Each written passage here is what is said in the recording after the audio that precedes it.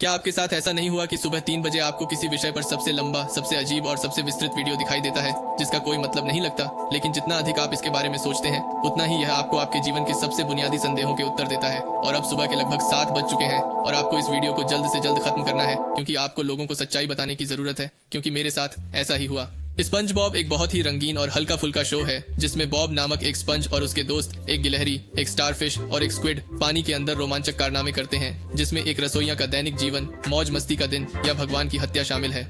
लेकिन यह सब झूठ है। बात यह है कि जब तक आप कुछ विवरणों को अधिक बारीकी से देखना शुरू करते हैं तब तक कुछ चीजें ऐसी होती हैं जिन्हें एक बार नोटिस करने के बाद आप कभी नहीं भूल सकते। उदाहरण के लिए, एक एपिसोड में केवल एक ही गोरिल्ला क्यों था?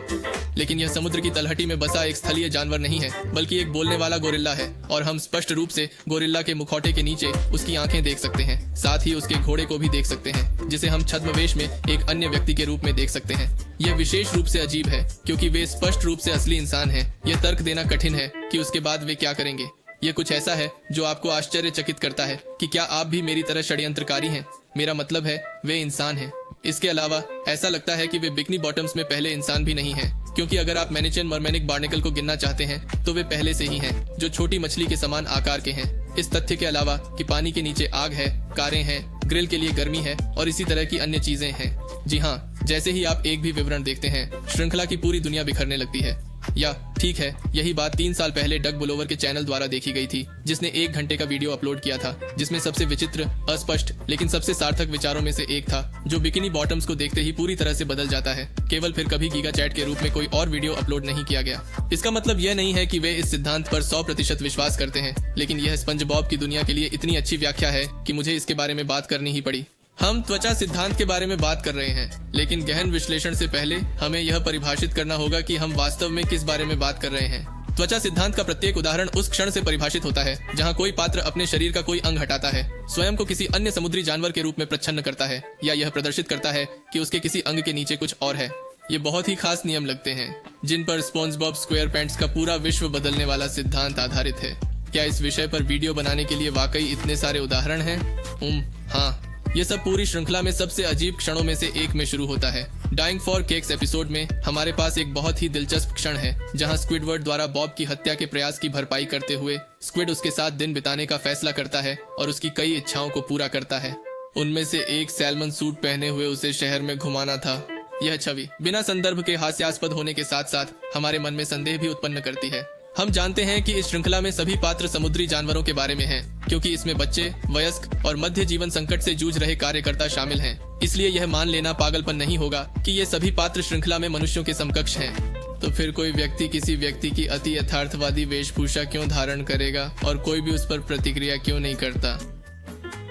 ये इस तरह के सूट के दिखने का एकमात्र बिंदु नहीं है। Classic episode chocolate with nuts में जो मछली उन्हें चकमा देती है वह अपनी जाली उतार देती है और जिपर के साथ बहुत तेजी से कास्ट करती है।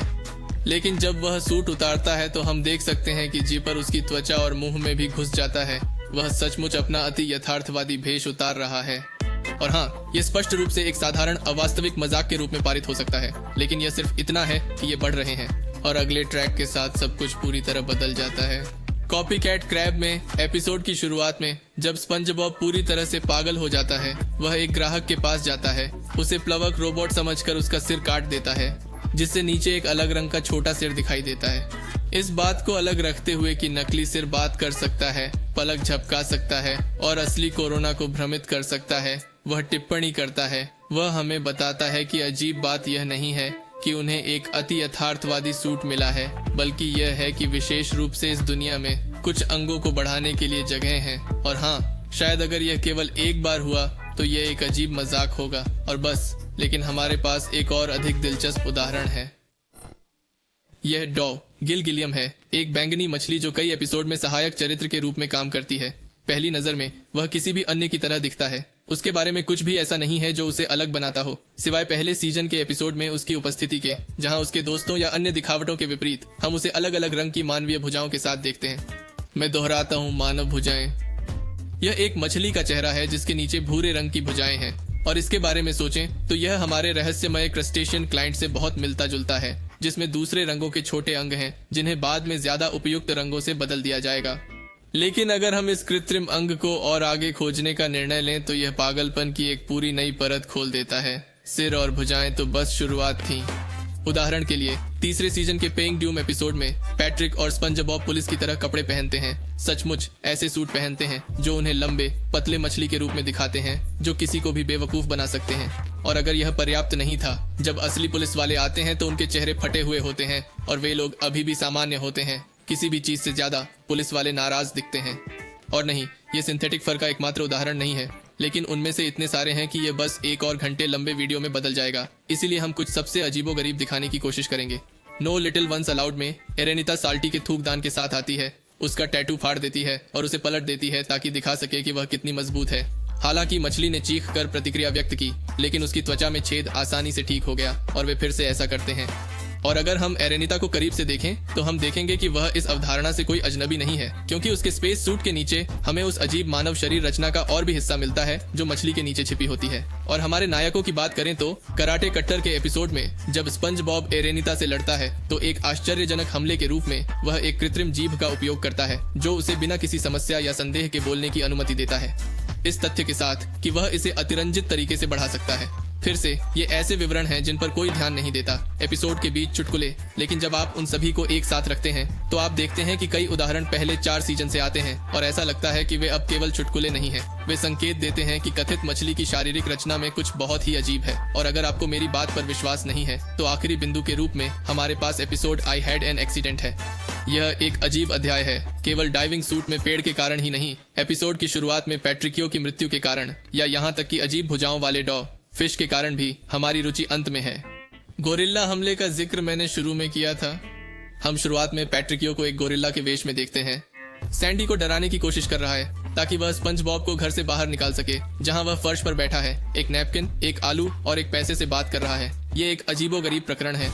उस समय दूसरा पैट्रिक आता है जो उन दोनों को भ्रमित कर देता है। वह स्वयं को छद्मवेश में एक गोरिल्ला बताता है, जिससे हमें कुछ बहुत ही रोचक बातें पता चलती हैं, क्योंकि गोरिल्ला ने स्टारफिश या ऐसा ही कुछ नहीं पहना है, बल्कि पैट्रिक की पोशाक पहनी है, जो यह समझा सकता है कि हमने जो मछलियां देखी उनमें से कई छद्मवेश में क्यों हैं। इसके साथ ही हम देखते हैं कि जैसे ही वह पोशाक से बाहर निकलता है उसका आकार काफी बढ़ जाता है, जैसे पुलिस की पोशाक के अंदर बॉब और पैट्रिक का होता है। और फिर दिलचस्प हिस्सा आता है जब स्पंज बॉब से यह सवाल पूछा जाता है कि गोरिल्ला पानी के अंदर क्या करेगा, तो गोरिल्ला अजीब तरह से घबरा जाता है, सीधे मुख्य पात्रों से बात करता है और अपने घोड़े की तलाश करता है, जो स्पष्ट रूप से छद्मवेश में एक और व्यक्ति है, और उसे बताता है कि उन्हें खोज लिया गया है, इसलिए वे वहां से भागने का फैसला करते हैं। तो यहाँ हम अजीब तरीके से कई तत्वों की परिणति देख रहे हैं, जो सिद्धांत, यथार्थवादी भेस, लोगों के प्रतिस्थापन, मानव हथियार और तर्क दोषों के साथ असंगतताएं बनाते हैं, जैसा कि हम खुद को समुद्र के नीचे पाते हैं। और जब आपको लगता है कि यह बहुत कम है तो मेरा विश्वास करें, ऐसे कई और उदाहरण हैं जो हमने नहीं दिखाए हैं। स्पंज बॉब द्वारा फिल्मों में एक महिला का चेहरा जलाना, लेकिन उसे बहुत अधिक प्रभावित नहीं करना।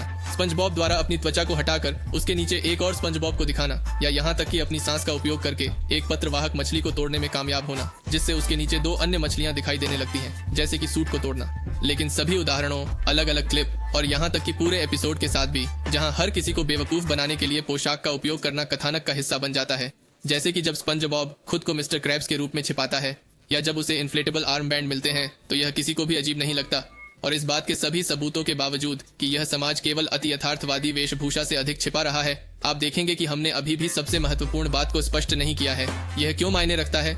स्किन थ्योरी के साथ एक आखिरी मुद्दा यह है कि यह पूरी तरह से बदल सकता है कि कैसे श्रृंखला को शुरू से ही प्रस्तुत किया गया है।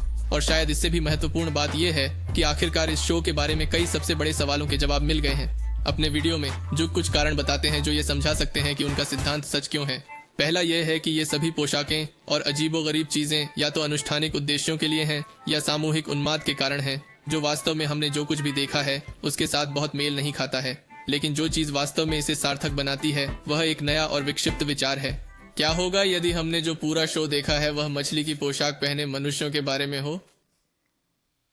ठीक है, यदि आप अभी भी यहाँ हैं तो या तो आप वीडियो को पृष्ठभूमि में डालते समय उसे हटाना भूल जाते हैं, या फिर आप वास्तव में विषय में रुचि रखते हैं, जैसा कि मिलहाउस ने कहा। स्वाभाविक प्रश्न यह है कि यदि वे पानी के नीचे हैं तो वे मानव कैसे हो सकते हैं?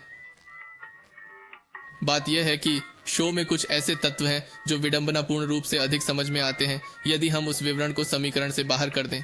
जैसे कि पानी के नीचे जोकर, केकड़ा बर्गर खाने वाली मछली, पानी के नीचे की आग, संदिग्ध रूप से स्थलीय गुरुत्वाकर्षण, मछली द्वारा दूसरी मछली पकड़ना, साइरानोमेन और बार्नकल बॉय, और इस ब्रह्मांड में हम जो अन्य संदिग्ध विवरण देखते हैं। इस सिद्धांत के अनुसार यह सब इसलिए होगा क्योंकि वे वास्तव में पानी के नीचे नहीं हैं। यह सब इसलिए होगा क्योंकि स्पंज बॉब स्क्वायरपैंट्स एक ऐसा शो है जिसके सभी पात्र एक ऐसे शहर में रहने वाले इंसान हैं जहां वे अति यथार्थवादी वेशभूषा पहनते थे। बेशक जैसे जैसे श्रृंखला आगे बढ़ी और इसके मूल चालक दल ने सेवानिवृत्त होना शुरू किया, समुद्री जीवन के अधिक से अधिक सबूत सामने आने लगे। हालांकि आपको यह स्वीकार करना होगा कि पहली नजर में यह जितना हास्यास्पद लगता है, वीडियो में इस बिंदु पर आपको कम से कम यह समझना होगा कि श्रृंखला में कई चुटकुले बहुत ही विचित्र हैं, यहाँ तक कि बच्चों की श्रृंखला के संदर्भ में भी। शरीर के अंगों को हटाना, उन्हें बदलना या यहाँ तक कि उन्हें बढ़ाना ऐसी चीजें हैं जिनकी आप साइबर पंक में अपेक्षा करेंगे, स्पंज बॉब में नहीं। वैसे सिद्धांत के निर्माता द्वारा की गई अंतिम टिप्पणी कहती है कि यदि आप यह नहीं देख सकते कि सिद्धांत रूप में यह व्यंग्य है या नहीं तो ठीक है। मुझे यह बात स्पष्ट नहीं है कि 1 घंटे का वीडियो देखने के बाद अंत में यह महज एक मजाक लग सकता है। इसलिए मैंने बदला लेने के लिए यह वीडियो बनाया है ताकि आपके मन में अस्तित्व संबंधी संदेह रह जाए, क्योंकि भले ही आपको पता हो कि यह बच्चों का शो है, लेकिन सबूत मौजूद हैं और यह आपके मित्र पर अस्तित्व संबंधी संकट का आरोप लगाने के लिए पर्याप्त है जब आप उसे यह बताते हैं कि उसका पसंदीदा बचपन का शो अब तक का सबसे बड़ा एनिमेटेड फरी कन्वेंशन है।